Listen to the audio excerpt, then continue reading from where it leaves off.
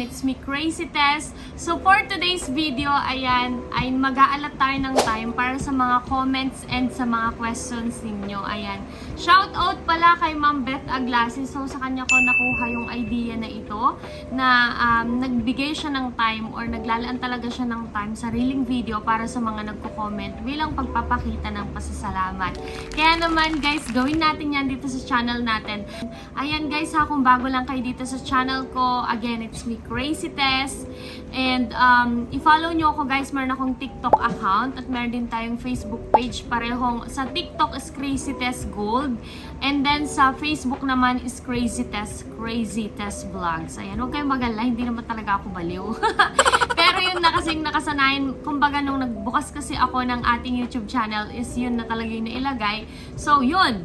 Ayan guys, wag na nating patagalin pa. Ayan, i-shoutout natin ngayon yung mga pangalan ng mga nagko-comments and of course, itatry nating sagutin yung mga questions ng mga nagtatanong. Ayan, unahin na natin si ito. Sana po mapansin guys. Si Villaunyo, ayan, tama ba ako? Or Sai Villaunyo, ayan, shout out po sa inyo. Ang sabi po niya, hi miss, sana mapansin. Tanong ko sana kung sana, pagka bumili ka ba ng gold sa ibang bansa at pag ipina-appraise dyan sa Pinas, sa palagay nyo po, same timbang lang din. Thank you, ayan. Ayun, makulit yung anak ko, huwag nyo na lang pansinin. Yung mga napapanood ko naman na nag-video is grams lang din ang gamit nila. So, kung grams ang unit na ginamit, tapos grams din dito sa amin, same lang po yun. So, I think pareho lang din po yan. Ang pagkakaiba lang po siguro niyan ay yung value, yung magiging value po ng ating gold dyan sa ibang bansa at saka dito. Ayan, thank you so much po sa pagko-comment. Kumusta po kayo? Next naman guys, ito, Lakay Zeno. Ayan, ito, Lakay Zeno. Shout out po sa inyo. Ang sabi po niya, nakaka-affect din ba yung gasgas ng alahas sa presyo pag sinanla? Eh di ba kinikis-kis nila? Okay, so ito guys, yes po, malaki po yung nagiging effect. Kung simpleng kaskas lang naman po, okay lang yun.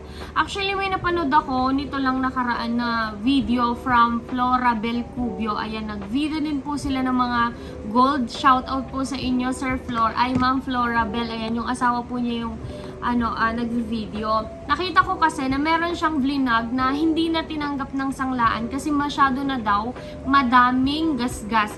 Well, in fact, na isanglanan niya yon many times, pero nung isasanglan niya ulit is hindi na daw. Lalong-lalo na guys kung doon kayo sa Villarica magpapa-appraise or magsasangla. Ayan, ipapakita ko sa inyo mamaya, siguro sa dulo na ng video or sa susunod na video na lang, yung mga alahas na trinay kong ipa-appraise doon at talaga naman itong si Villarica ay kaya kung magpapa-appraise lang kayo, ayan, at hindi naman kayo magsasangla, wag na dun. Kasi talagang, may tama ang alahas nyo. Kaya ang pinaka-short na sagot dito, yes po, nakaka-apekto po yun sa magiging value ng alahas. Ayan. Thank you po sa pagko-comment. And then ito pa next guys, si Ma'am Cheryl Mendoza. Hello Ma'am Cheryl Mendoza, shout out po sa inyo. Paano malalaman if ginto din yung pendant ng kwintas? May tatak din po ba? Ayan. So may mga kwintas po kasi na isahan na yung niya, kumbaga nung ginawa, magkasama na talaga. Pero mostly naman po ng mga kwintas ay pinagpa-partner lang isang chain at isang pendant. Parehas po silang may tatak. Actually, hindi pa ako nakaka-encounter ng pendant na walang tatak. Halimbawa po yung mga necklaces na meron ako dito. Ayan. Ito po yung nakalagay, 750. Ayan siya guys. Sorry kasi ginamit ko ditong camera yung front cam. Kaya medyo mabagal siya mag-focus. So yan po yung sagot natin kay Ma'am Cheryl. Yes po, malalaman nyo po kung ginto po yun kasi meron din po siyang hallmark or tatak. Ayan. Pero syempre, para sa pagtetest ng gold, mas okay pa rin yung acid testing. Kung ipatest nyo na lang dyan sa mga pawn shop kung nagdadalawang isip kayo. Thank you po sa pagko-comment. And then of course, ito din si Ma'am Merlin De Asis. Ayan, nag-comment siya ng cute, love it. Ayan, nag-comment siya sa old video namin ng anak ko na short video. Ayan, hello Ma'am Merlin, shout out sa inyo. And then, ito pa yung isang nag-comment. Legit po ba bumili sa Palawan? Ayan, eto.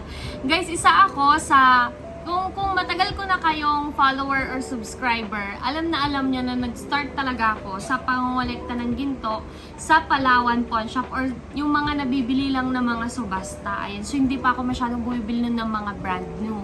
Kaya, kung tatanungin nyo ako kung legit ba talaga sa Palawan, ito yung ibibigay kong proof sa inyo na legit talaga. Shoutout pala sa'yo, Ma'am Ma'am Edna, Edna Misoles. Ito yung mga nabili ko sa Palawan. Ang dami na. Actually, ito, last week ko lang itong mga ito pinagbibili. 1, ayan, 2, 3, 4, 5, 6, 7. So, ayan, wala pa dito yung iba. Marami talaga akong binibili, guys. Kasi lalo kapag nakakita kayo ng mga magagandang mga designs, ayun, mga kakaiba, maganda talagang bumili sa mga pawn shop katulad ng Palawan dahil mas mura po talaga sila. Ayan, kaya legit po yan. Legit po, basta yung mga nabibili sa Palawan. Next, meron ditong nag-comment si Haro Sibs. Ayan, hello po sa inyo, Sir Haro Sibs. Arosib. ano daw yun? Ito, 14K matigas, pero madaling mag-tarnish. Nag-comment kasi siya doon sa isang video ko kung saan nakabili ako ng 14K sa Palawan, dun sa Ilocos Sur. Sabi niya dito, madaling mag-tarnish. Ayan. I think yung pagta-tarnish, actually lahat naman talaga ng gold nagta-tarnish, pero hindi mo lang mahahalata. Bakit ko sinabing magta-tarnish? Kapag gumamit kayo ng polishing cloth, dun yung makikita yung black. Yung black na kapag pinunasan mo, makikita mo yung itim-itim. Tarnish yun. Pero yung sabi ni sir dito na matigas, oo, matigas talaga yung 14K. Pero yung madaling mag-tarnish, parang hindi rin. Kasi marami akong 14K din eh. Hindi naman sila... Matakas yung anak ko. Hindi naman po sila nagta-tarnish. Lalo na po kung naaalagaan talaga. So, I think may mga nagta-tarnish lang siguro yung mga na-expose sa mga chemicals, cologne, lotion. Pero so far, wala pa po naman akong experience na madaling mag-tarnish when it comes to 14K. Ayan.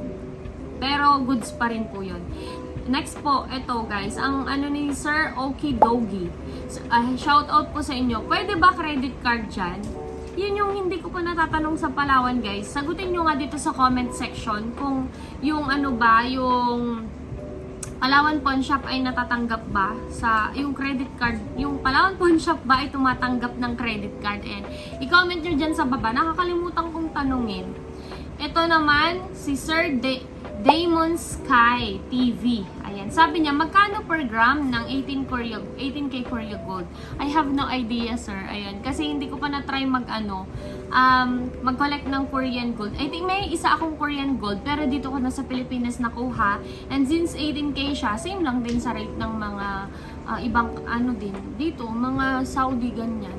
Pero kung merong nakakaalam dito, guys, i-comment niyo dyan sa baba. Next.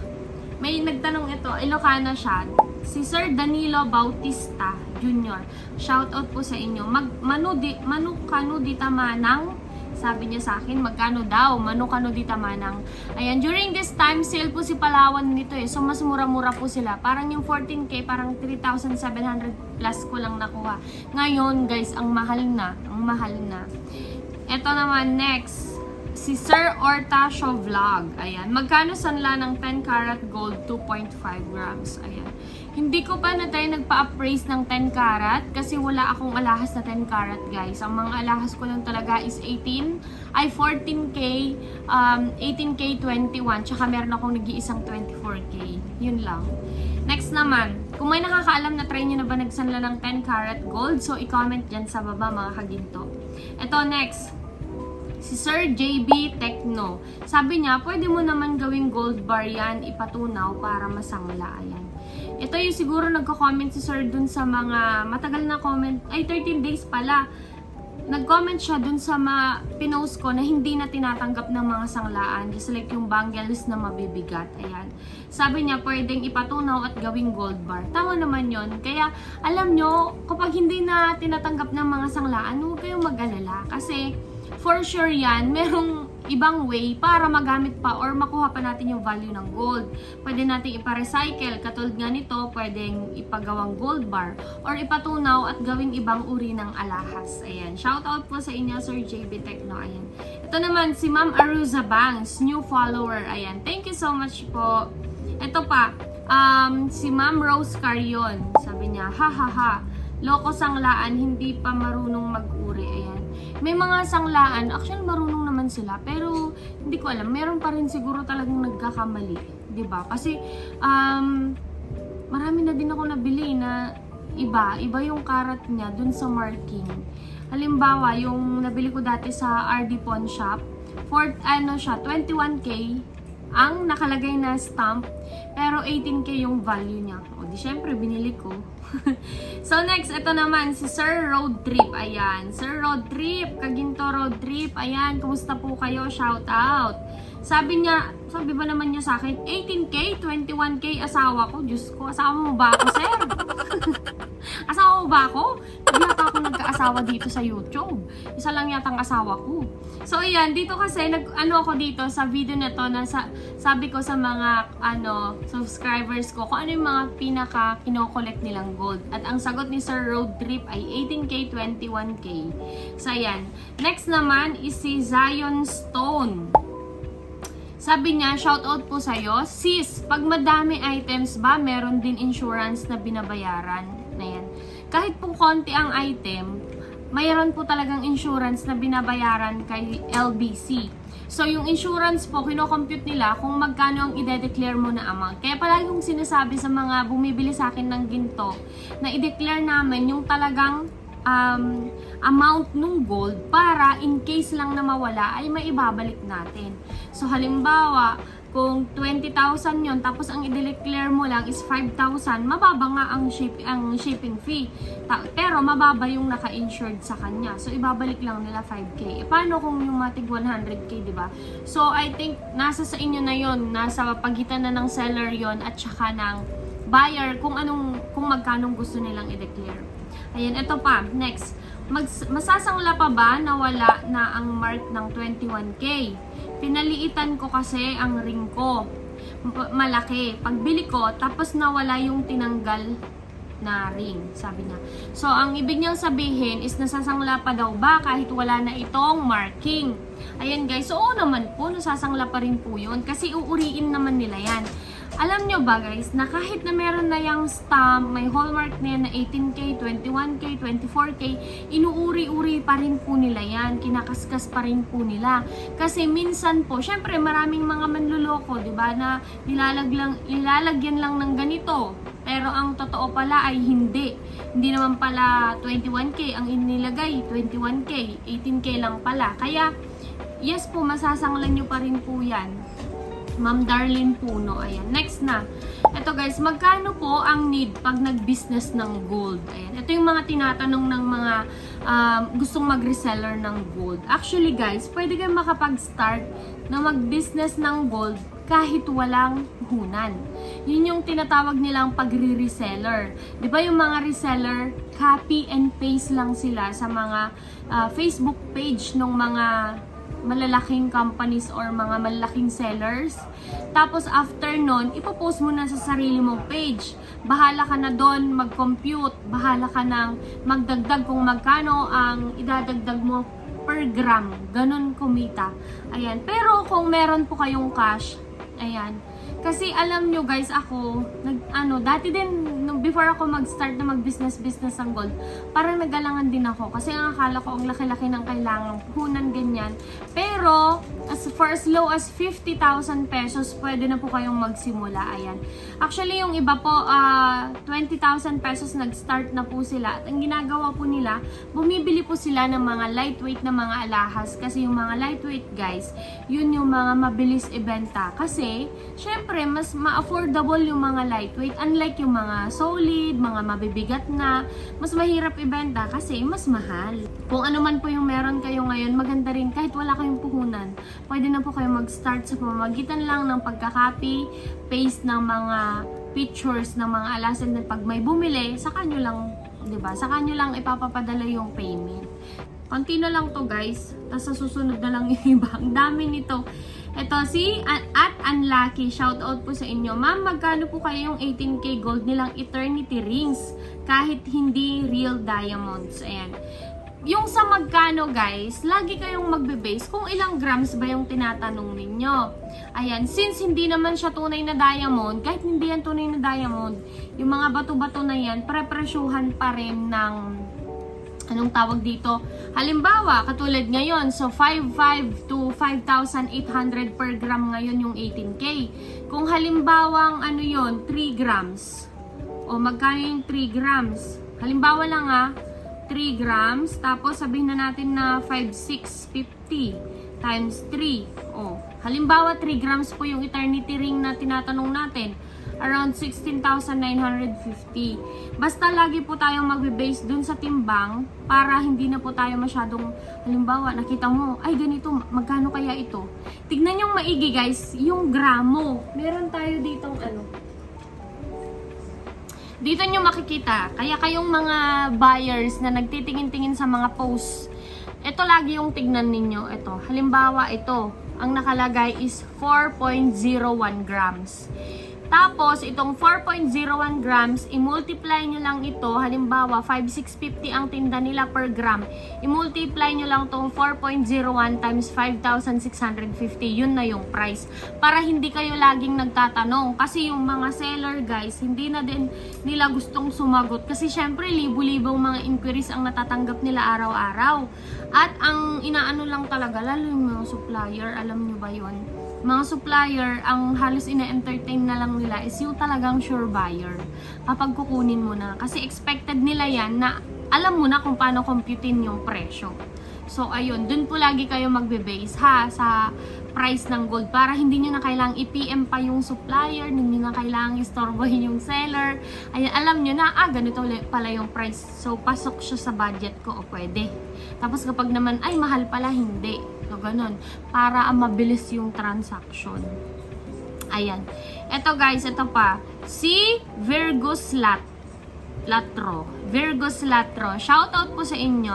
Sabi niya dito, 18K kung gagamitin mo talaga pang araw-araw. Kung for occasions, go for 21K. Dahil iba ang ningning ng 24K kung itatago mo lang at dahil iba ang ningning. 24K kung itatago mo lang at plan mo ibenta in the future.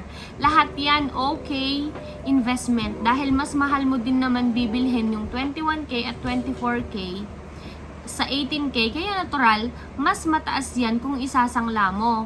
Pero based sa price range sa Pinas, sa previous prices ng bawat karat, kung tumaas yung 24K at 21K ng 700 per gram, last time 700 pesos din ang itinaas ni 18K. Pinakamadali pa rin i-dispose si 18K. Pero syempre, the more the grams, the more mas tutubuin ng pera mo sa future. Kung hindi mo pa kaya bumili ng magandang lote, sa alahas ka na mag-invest. Ayan, alam nyo, totoo tong sinabi niya. So, sabi niya kasi, yung 18K okay for everyday use, 21K naman kung pang occasion, tapos ano tong isa, 24K kung pang tago. Tama yung sinabi niya, dito sa last, lalong-lalo na dito sa last, kung hindi mo pa daw kayang bumili ng magandang lote, sa alahas ka mag-invest. Ayan. Actually, yan yung ginawa namin. Yan yung ginawa namin ng asawa ko for the past 2 years. Ayan. So, ang ginawa namin, since kulang-kulang pa yung pera noon na ibibili ng house and lot, ganyan, binili ng ginto. Tapos, hanggang sa nung kaya na or kompleto na, pwede nang ibili ng bahay tsaka lupa, saka ka nabibili. Instead kasi na ipunin mo, stock mo dun sa bangko, halimbawa, ay, 1 million pa lang tong pera ko. Kulang pa to dun sa bahay na gusto ko. Tapos, antayin ko muna, itago ko muna sa bangko, which is very wrong. Kasi yung 1 million, hindi yan manganganak sa bangko ng malaki. Well, in fact, sa alahas, pag yung 1 million ibinili mo, naku, ang laki na ng value nun. After 1 year, malaki na yung value nun, guys. Kaya, be wise talaga. Kasi yung gold, binibit niya ang inflation. Ayan. Ang galing nito. Hello po. Thank you so much po sa comment ninyo. Ayan.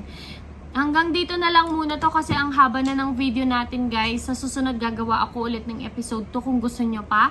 Kung may mga questions kayo, i-comment nyo lang dyan sa baba. Ayan, thank you so much guys sa laging panonood ng mga videos ko. Ayan, thank you. So, ayan, kukunin niya din kasi yung cellphone niya. Kukunin na ng anak ko yung kanyang cellphone. So, ayan. Ayan guys, i-comment nyo dyan sa baba. Huwag nyo kalimutang mag-subscribe sa aking YouTube channel. Pindutin nyo lang yung subscribe button. Meron din ako sa TikTok guys, Crazy Tess Gold. And of course, sa Facebook page, Crazy Tess Vlogs. Ayan, thank you so much everyone. And of course, i-check nyo din yung aking TikTok guys. May mga nakapost ako doon na mga alahas kung gusto nyong bumili ng mga legit na mga ginto. Hanggang dito na lang. Bye everyone.